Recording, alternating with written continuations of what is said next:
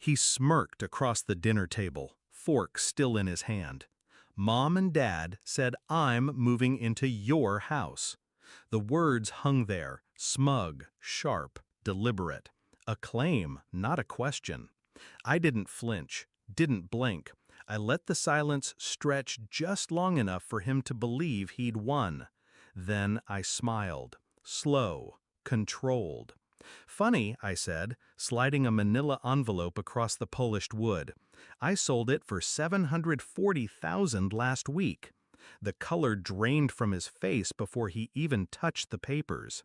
And in that moment, watching his jaw slacken, watching my parents stiffen beside him, I tasted the justice I'd been starving for my entire life. I was the daughter they always used. My brother, Michael, the golden boy. Everything he wanted, he got. The car, the tuition, the endless safety net of excuses. And me? I was the reliable one, the one who understood, the one who could sacrifice, because you're stronger, you'll manage. When our aunt died and left me the house, I thought, finally, something that was mine, untouched, a place to breathe. But ownership meant nothing in my family. They called it our house before I even held the keys. Mom suggested Michael stay there temporarily. Dad hinted at how wasteful it was for me to live alone. And Michael, he didn't hint, he announced, "I'll move in once you've cleaned it up." Like I was just a caretaker, not an heir, not a daughter. At first, I brushed it off. But small things piled up. Michael showing up with friends, parading them through my living room. Mom casually moving boxes of his clothes into the spare bedroom. Dad dropping comments at family dinners. This house keeps us all together. Not me, us. I was erased from my own home. The final crack came one Sunday when I walked in to find Michael holding my deed in his hands, smirking like a thief who'd already won. "You don't deserve this place," he said. "You're not even using it right." I remember the way my chest tightened, not with grief, but with clarity. That was the moment I stopped being the used daughter. That was the moment I decided to become something else. I didn't scream, I didn't beg, I planned. First, I visited a realtor. Quiet meetings, quiet listings. The market was hot, hotter than I'd seen in years. Offers came fast. I didn't hesitate. I signed the papers, I signed away the very thing they thought they had already taken from me.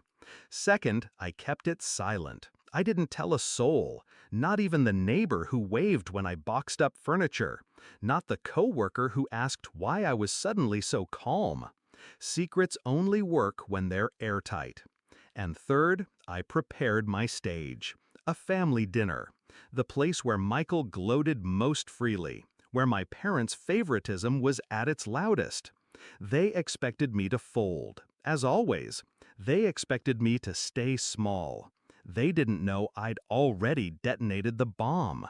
So when he leaned back, smirk sharp under the chandelier light, and said he was moving into my house, I let him. I let him believe it.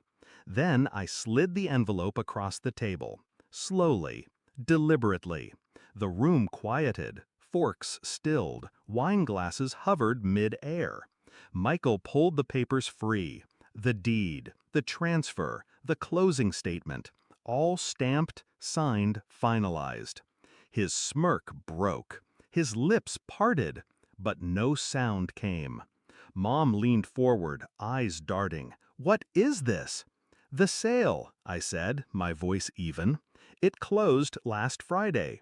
Dad's face reddened, ready to erupt. You sold the family house?" "No," I corrected, locking eyes with Michael. "I sold my house." For once, my brother had no comeback. His hands shook against the papers. He flipped through each page like one might search for oxygen in a drowning sea. It wasn't there. It never was. Because I hadn't just sold the house. I'd sold the illusion that they could own me. The silence stretched, long, heavy, suffocating. Finally, Michael shoved the papers back, voice cracking. You can't just. I already did. That was the moment his face went white. Not just from shock, but from the realization that the game he'd been playing was over. That I had ended it without warning, without begging, without even giving him a chance to steal.